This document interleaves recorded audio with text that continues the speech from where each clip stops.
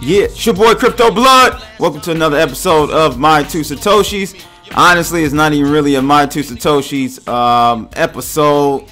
I'm going to be talking with Fiat Antidote. You're going to check this interview I did with him, and I hope you guys enjoy it. But first, let's go ahead and give a shout out to my man Lostra. He wanted me to play some Mobb Deep Shook Ones. He said fits perfect for this market right now. No doubt this market got us all shook. Don't know which way and how and when. Welcome to crypto. So market cap is currently at $261 billion. And green day, all of a sudden we had a low volume, no real price action on Bitcoin for a good 6 or 7 hours, and then all of a sudden it popped up, and now we popped up again. Actually, let's go ahead and take a look at that, because you will see we had flat line right around my support area of 6,600, and then we made a one bar, and this is on the hour chart, a move up, and then we flatlined again, a move up. Now, if you want to talk about manipulation, these are definitely whales playing around with the markets, because it's not like no one's really. This is not normal price movement, I should say. So whales are definitely moving around, trying to initiate something, either a move up or a move down. Looks like they're trying to initiate a move up. So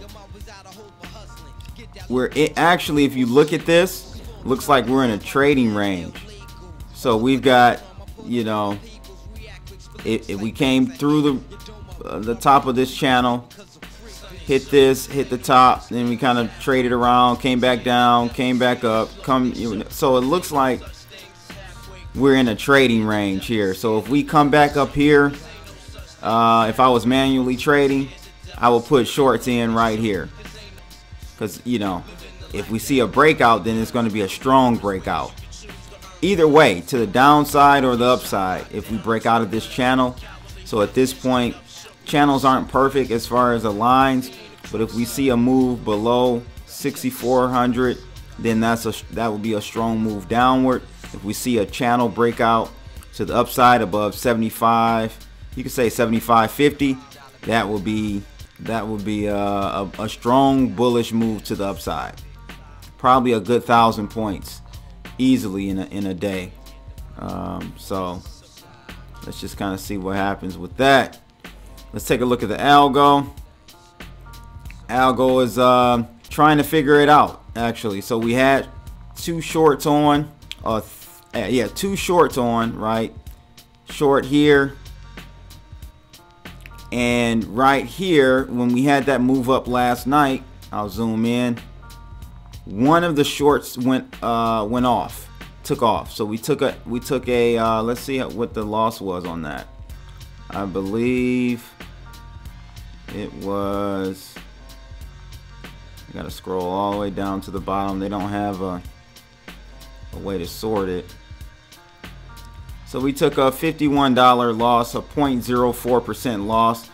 Probably was just trying to make sure it, took some of the risk exposure off for that trade, since we had two of them. But then a few hours later, it put it back on another short, and look, we were sideways, and then we made a move up again. So we're back we got two positions short right now on the algo. So let's just see what happens. It will trade accordingly. So again, like I told you guys, we will be doing, or you guys will be watching, an interview I had with Fiat Antidote. A lot of you requested that on Twitter, and I like what he's doing. Very keep it real type of guy from Philly, and I had an awesome time chatting with Fiat Antidote. So hope you guys enjoy that right now. Check it out, people. Holla. This is pre-recorded, by the way, so I'll put it out tomorrow. Cool. And we'll have it rocking and rolling. All right, so let me see here. 5, 4, 3, 2, 1. Ladies and gentlemen, thank you for joining me today. I have another interview. I'm doing these interviews back to back, it seems like, lately, but I've got Fiat Antidote on with me. Fiat, what's going on, man? How are you today? Hey, doing good, man. Doing great. Out of Philly. I should have worn my Philly hat. Or Villanova. Oh, man, I don't even want to talk about that. But Fiat, we're here to talk about cryptos and cryptos only. You've been, we were talking before we started. You've been doing this full time now for a little bit, and you're fully knee deep into this. So just kind of give me some background. I kind of found out about you, to be honest with you, from your sticker pack in the Webbot chat room. I didn't even know who you were, anything like that. And so tell me a little bit about you, how you got to cryptos and this channel that you started as well. Yeah, man. The journey started about a year ago. So, well, we'll start off in the late 90s. I jumped into computers. I got into networking. I worked in the .com era. I worked for a .com company called VerticalNet.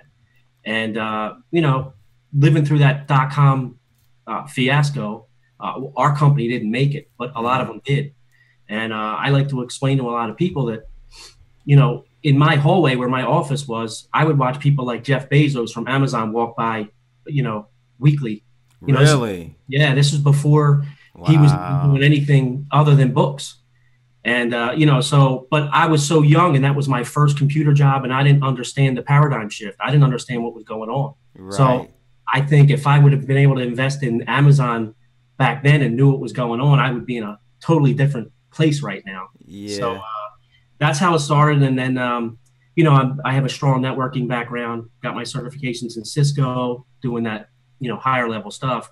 But about a year ago, I have a twin brother, and he called me and he said, look, man, I've been in these cryptocurrencies and all, and he's not technical. He's more on the financial side. Okay. And he said, I don't understand what this blockchain stuff is. I don't really, you know, I don't want to make any mistakes with these wallets and all. And I said, you know, I heard about Bitcoin and blockchain technology, obviously, because, you know, I'm in the IT field. So I heard it, but I didn't really take it seriously. And I kind of heard rumblings for years about it, but I just, you know, it was no big deal.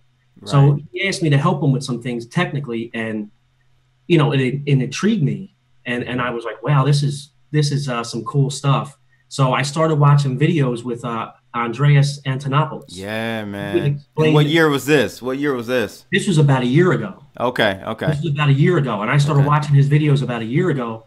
And the way he explains the technology and how it's immutable and it's pretty much the best. Yeah. And that was it for me because I'm technical. He was speaking my language, and I was like, wow. So I started researching on my own, and I saw Populous and others, and I would read the white papers, which I can understand. Normal laymen don't understand. Right. I can. So that's kind of how it all started. And then here I am. I started in July doing YouTube videos just on Populous and, you know, others. And but Populous was the one I was most excited about. But that's how that journey started. Yeah. Okay. That's what's up, man. That's an interesting journey. And so you have the IT side of things, and your brother had the finance side, right? Is that kind of how it came together? Yeah. Not the finance side. My brother's like a self-taught type. You know, he doesn't have any professional finance background, but you know, and he's all into the political side of it, big in gold and silver, and you know, you could sit down with him and talk for hours about finance. But yeah, I'm more on the IT side. I did some development programming when I first got into computers. I didn't like it. I can't code all day. I can't stare at a screen and write code. So I switched to networking. So that's why when I see a white paper, or, you know, a lot of people don't understand how a lot of these this software, even Populous or PayPal, they run off the Ethereum blockchain. So they need Solidity to, you know, that language to operate. That's why companies like EOS are so important, because the paradigm's shifting, and you're going to need more than one blockchain to make this thing work. Right. That's why I say don't argue about who's better, Cardano, EOS, whatever. They're all going to do well. They have their own niche, and they're all making their own partnerships. So right. Outside the box. Yeah, definitely, man. And so, speaking of EOS and stuff, you actually put out a tweet. Actually, before we start on that, I do want to make a point about Andreas, man. I think he's the most underrated individual, thought leader in the space, in my opinion. Maybe he's not. Maybe people do respect him like that. But man, I remember this guy, Andreas, quitting everything, going full in. This was back like 5 years ago when I started. I saw him just like throw everything to the side, and he went straight all Bitcoin, man. He used to get paid in Bitcoin only, and he would just go around the country on different shows. And he even did Joe Rogan. I think he did it twice, but I remember the first time he was on there, man, he explained that thing like to a T. So shout out to Andreas. I know he's probably not watching this, but definitely is a person that should get more credit, in my opinion.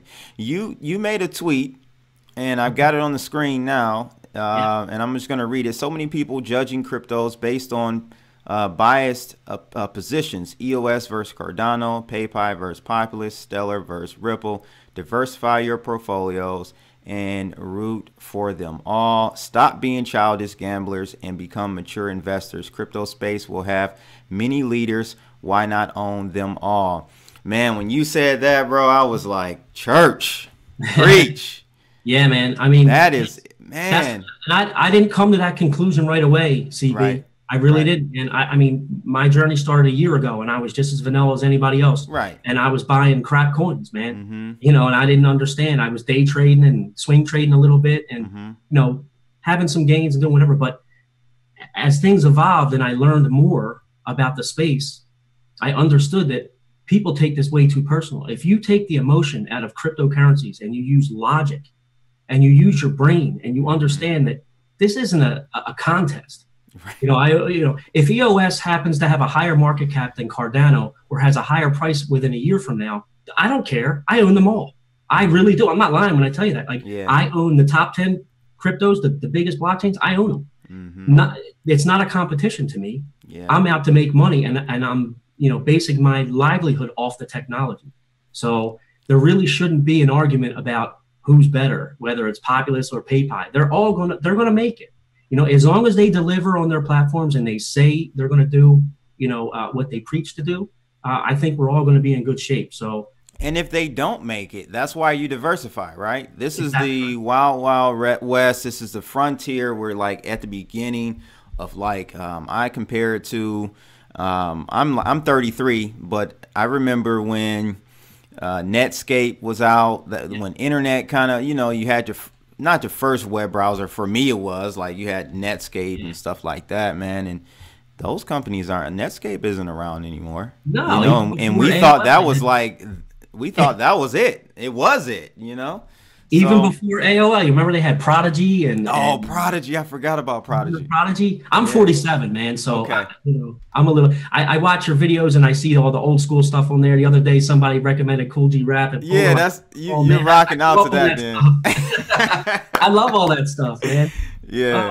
But yeah, you're right. This is a tough game, man, and people who don't educate themselves, and I had to. I'm not propping myself up. I was one of those people. At first, I didn't understand, and everything was a gamble, and excitement, you know, gets you, and you make bad decisions. But, you know, now it's time to think outside the box. The paradigm shift is happening now, today, as we speak, and the choices and investments you make today will pave your future.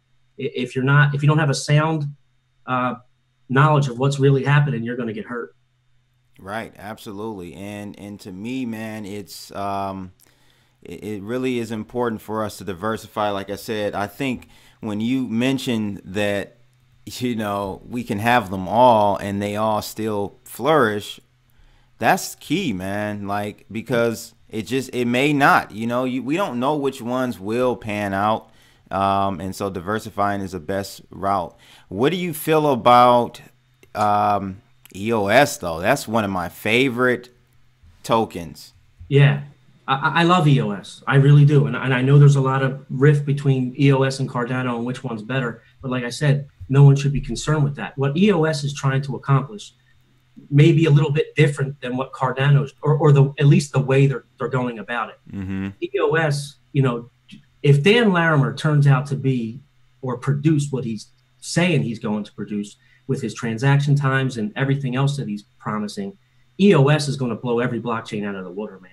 That's just my personal opinion. If he delivers, it's a big if. A lot of promises are made in this space, and you know, I like Dan Larimer, just like I like all the technology producers here. But if Dan does what he says he's going to do, EOS will be at the top of the heap when it comes to blockchains. And you know why, in my opinion, is because it's almost like, you know, it can take market share from Ethereum. Absolutely. Because you hypothetically can run Solidity on EOS. Yep. So that's exactly right. In my opinion, that's just going to be the on-ramp or the transition from Ethereum to EOS. In my opinion, I think that's going to be the case. Now, I don't know as far as EOS. I'm still not concerned, but curious about the transition from the ERC20 token to their actual native token. How do you see that playing out? Like, well, I mean, I think Dan has to. You know, he can't claim to be a competitor to Ethereum, but stay on his block. Right. So right. I mean, yeah, you know, to me, the whole registration process, I mean, I don't know if people know, but Exodus made it a little bit easier to register your EOS tokens. If you just put it on the EOS wallet, you click a button and it's done. Nice. But I don't like to keep my tokens on Exodus or any platforms other than Trezor or the Ledger. Right. I'm watching videos weekly of people just getting their tokens ripped away from them, and they're not on the proper platforms, and that's why it's happening to them. But yeah, the whole EOS thing, I'm excited about EOS. I hope Dan Larimer actually delivers on what he talks. Because in this game, to be honest, CB, we can talk all day about our favorite tokens. No one has a platform other than Bitcoin and Ethereum and Litecoin that's really up and running. Everybody else just talks, but that's where the excitement comes from. EOS says they're ready to go, you know, this summer. You know, Cardano. I think they're ahead of schedule too, right? Yeah, I think so too. I'm excited about EOS, and I'm heavily invested in EOS and Cardano. But you know, to me, it's not a contest. I think EOS is if Dan Larimer does what he says he's going to do, EOS will beat them all. Now, I don't want to take anything away from Cardano. What's my man's name from Charles Hoskins? Charles Hoskinson, yeah. That guy is smart too, man. Like him and Dan Larimer, those are smart guys, man. Like I've sat and just listened to them. Yeah. I don't even know, like, where did they come from, man? Well, they're so smart. It's funny, CB, because I saw a tweet storm the other day, or it might have been on Reddit or something. And these guys were arguing back and forth, saying that Dan Larimer's an engineer and Charles Hoskinson is just an academic. And I laugh at that. That's where the misinformation comes from. Mm-hmm. Do these people really know who Charles Hoskinson is? Do they know his background? Because I studied him. Yeah, didn't he? He helped create Ethereum with. Of course he did. Yeah. To call him an academic and has no engineering is just childish, and that's why. That's the reason why I made that tweet. Because that sent me off. I was like, wow, these people are just so uneducated when it comes to cryptos, and they get too emotional in this stuff, and you know. It's pathetic. So I'm glad that we're having this pullback. I know it hurts for many people. Yep. It hurts me. I've lost 75% of my portfolio value. But you didn't lose anything until you sell. So there you go. So my whole thing is, I think sentiment got overzealous. When we got to 17, 18,000, 20,000 Bitcoin, I was shocked, man. I didn't think, because I saw a pullback at like 10,000. That never happened. Then we hit cliff highs, 1388, blew right past that. Right. I'm like, what the hell? And so we just kept going, and everyone's cheering and everything. And my whole thing is, what is your take on manipulation? Because I see everyone calling manipulation from 20,000 down to where we are today, but I heard no one talking about manipulation on the way up, you know. Exactly. And so if I'm going to take your position with more credibility if I heard you saying, I'm a little, I don't know what's going on the way up, man. This is out of control. I think, we have some, banks coming in, pumping the money, whatever. And then saying, and then when it comes back down, you're saying the same thing. I can understand that. But if you only hold a position of saying that the cryptocurrency markets are manipulated from 20,000 down, I don't know, man. What are your thoughts about that? I don't take them too seriously. No, well, I mean, there obviously is manipulation. Yeah. There's if you just go to Netflix and watch Dirty Money, series on Netflix called Dirty Money, and I urge people to watch that because you'll learn the ins and outs. Check that out. And that will never go away. We're going to have manipulation, but these markets are temperamental, and there's good reason for it. There's cycles, there's trends. You do your technical analysis, stuff like that. There's just a lot of things that are involved in why these markets go up and down. And it's not always technical analysis. It's not always fundamentals. It's not always the mainstream media news. It's a combination of all of them, in my opinion. Yeah, it's a plethora of a lot of things. And as long as you understand that, you'll be better off. So yeah, if someone were to say to me, I think this is all manipulation, not all, some. So, I mean, yeah, but I don't mind the red days. I don't mind when it goes down because I know at the end of the day, the end goal for anyone is to make money. Yeah. These institutional investors, I know a lot of people talk about in the middle of May, a lot of institutional, they're talking about trillions coming into the market.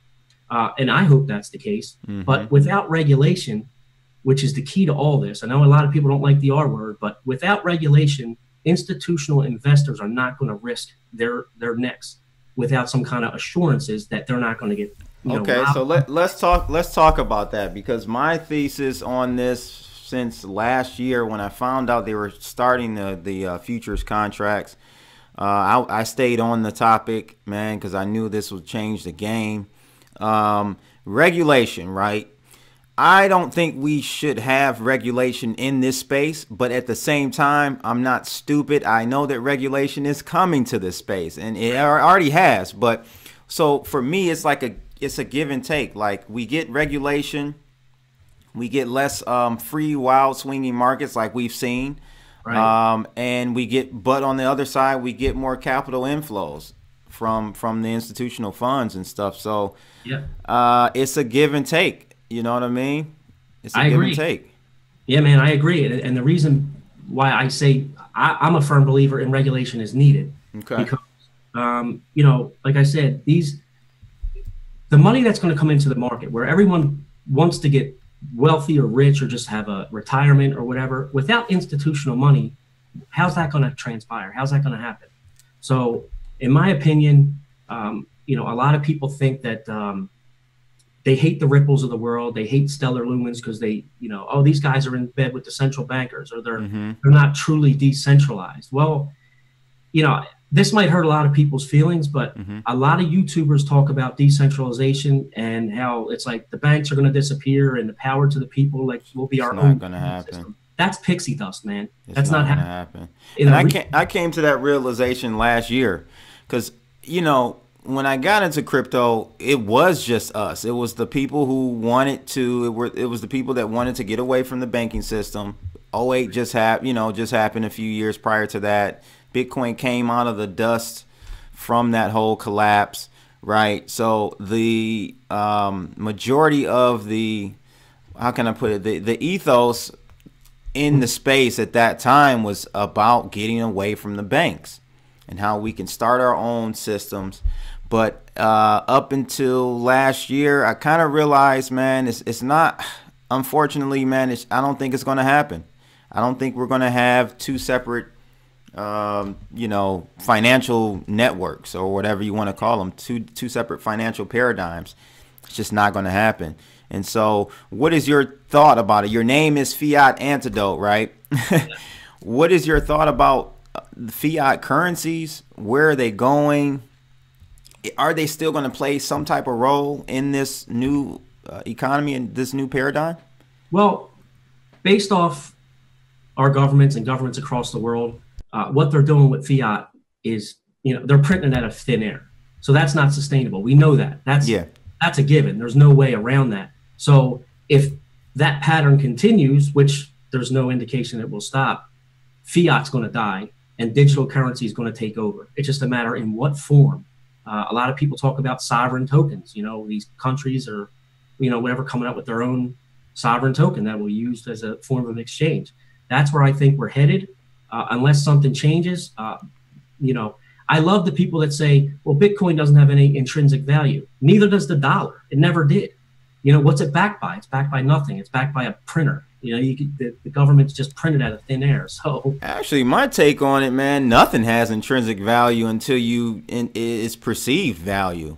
In my opinion, we all place a value on everything. If we didn't, then it had no value, except I would say your vital things like food, water, and air.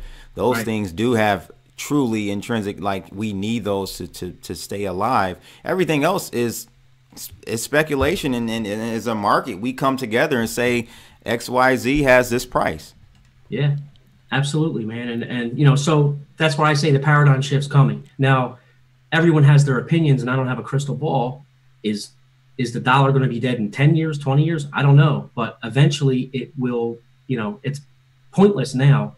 The value of it is damn near gone. But you know, to say the dollar is going to disappear and you know, that's an infrastructure that needs to be built, and we are nowhere near that infrastructure. Nowhere near. So the dollar's not going away anytime soon. I don't think so. I don't think so. And it may continue to lose value as it has since 1913 or whatever. Yeah. But it's not going anywhere, people. I'm sorry. And I think honestly, we need some type of cryptocurrency that has a inflationary aspect, in my opinion, if we want to truly see a currency that is used by the masses. I think it actually needs to be inflationary. And the reason I say that is because if we go to this new paradigm on a Bitcoin, a Litecoin, any of these other coins, right? They're all really inflationary or deflationary. I'm sorry. So that means that I know in the future, some future timeline down in the future, we're going to have my holdings are going to be worth more, right? So why would I want to spend that? You don't. You really don't, right? Do you want to spend your Bitcoin on a pair of Nikes? No, I really don't. You really don't. I don't either. I don't want to spend any. And if I do, I want to replace it. I want to go get fiat and replace it. So I think we need a cryptocurrency that is inflationary, so that I don't feel like basically it's forcing me to use that money. So money velocity kind of goes up or stays up, because in a crypto economy, like you take Bitcoin, money velocity will continue to go lower and lower as the price, because we know that the price will go up in the future. So we wouldn't want to spend the money. That's right. So what is your thought about that? Yeah, I mean, look, I like I said, I'm 47. I have 2 kids. I have a daughter who's 6. My son's 11. Most of the things that I invest in and things that I do, I think about their future. You know, I live more than half my life, so who knows? You know, tomorrow's not promised to anyone. So I just want to put them in a better spot. So that when I invest, I look at those things just on the same lines that you're talking now. I'm not looking to buy, you know, use Bitcoin to buy something for myself. I'm just looking to invest and pretty much build an empire that my kids can take over. That's all. So yeah, man, we're on the same page with that. Okay, excellent. So I guess we can talk about this this report or an article that came out. All right, so let's take a look at that article really quickly. And we have this article from Bitcoin News, and it kind of goes along with what we were talking about with as far as investment, the real big money coming into the space. These are the types of articles we need to see more of to get that market cap back up over our all-time highs and you know, further, you know, $2, $3, $4 trillion market caps in Bitcoin or cryptocurrencies. What's your take on Soros possibly getting into the crypto space? It's pretty much the same as I would think about Jamie Dimon from JP Morgan. I mean, they're always detractors at first, But Yeah. then it's almost like smart financial people get to them and say, you have no idea what you're talking about. This is a opportunity of a lifetime. Now, George Soros is obviously politically motivated. He's heavy into politics, Mm-hmm. pretty much funds elections and everything else that you can imagine. So cryptocurrencies are a way for them to generate insane amount of money in a short period of time. And that's right up his alley because, they're pretty much activists, and so it, in my mind, it makes sense. The detractors of cryptocurrencies or Bitcoin in general, they're all going to do a 180, and that's how it's going to be, because this is the future. The paradigm shift is being explained to them, and then they see the potential of how much money they can make in a short period of time, and that's attractive to them.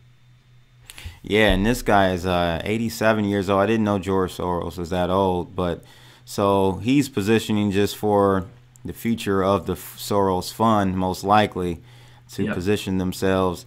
The fund currently invests about $26 billion in assets. So I'm curious to know, I don't know, I haven't really read through the article like that. I'm curious to know how much of that fund they're willing to put into cryptocurrencies. That would be interesting to know, because even at, let's just say, what, 5% would be like, what, 1.4 billion dollars. Yeah, it's a lot of money. Yeah. So that would be interesting to see. And if how smart money rolls, once they see one smart guy do it, smart money fund manager do it, they all kind of hurdle in, they herd into the space. So, yeah, you know what I mean? What do you feel like with the equities market, the legacy system? We see where it's at. Is they're having issues. It's starting to really slow down. We've been on since 2009 or 10, a bull market. So like 8 years. It can't last forever, right? No. What do you feel? How is that going to impact cryptocurrencies? Well, that's part of the shift. I mean, that's how I see it. Now, I'm no financial expert. I don't have a finance background, but I do study, and I do pay attention to what is said. And my brother is pretty well versed in this stuff. But we talk about it all the time, and he educates me on how that stuff works. And that paradigm shift it's happening, and it's happening with that market, and it's going to bleed into cryptos. It's inevitable. It has to. There's no, what happens when one system collapses? The other one has to pick it up. So that's where crypto is in. I think because money is really, it just shifts around. It's not really necessarily destroyed, because there's normally always a counterparty to whatever position you put on the table. So it's normally never just destroyed. So like you said, that money has to go somewhere. Yeah. And I'm betting on it going into the crypto space as well. What is your brother's take on the current economic situation, globally and domestically? Yeah, I mean, he's the firm believer in the dollar's on its way out. Whether inflationary periods come, deflationary periods come, he knows that there's a lot of big players behind the scenes. They're not retail people like us. Right. The powers that be, they know the system's collapsing because they're collapsing it. And then that's why the cryptos are going to be big, because that was pretty much their out from the beginning. Mm-hmm. So it sounds like a lot of conspiracy stuff, but if you connect the dots, it makes a lot of sense. Well, it may be conspiracy. It may be conspiracy theory, or you can call it conspiracy fact, Yeah, we'll find out. We'll definitely find out. So let the audience know how they can contact you. And you got a YouTube channel. You're on Twitter. So Yep. Yeah. Fiat Antidote YouTube channel. You can just, Google it and find it. I don't make a ton of videos. I don't make a video every day or whatever. That's going to change. It's really about to change. I took a break after the populist thing, man. A lot of FUD going on, and people contacted me trying to dox me, trying to bring my kids into it. It got ugly, so I took a break. But you can go to the Fiat Antidote channel. I'm on Twitter. They can find me on Twitter. Okay. And I'm probably going to rebrand in a little bit and start making a hell of a lot more videos. Oh, that'll be great, man. We need more people in the space like you, for sure. And I wish you the best of luck in your endeavors going forward, man. Thanks for coming on the show. Fiat Antidote and your boy Crypto Blood. We're out. Holla. Thanks, man.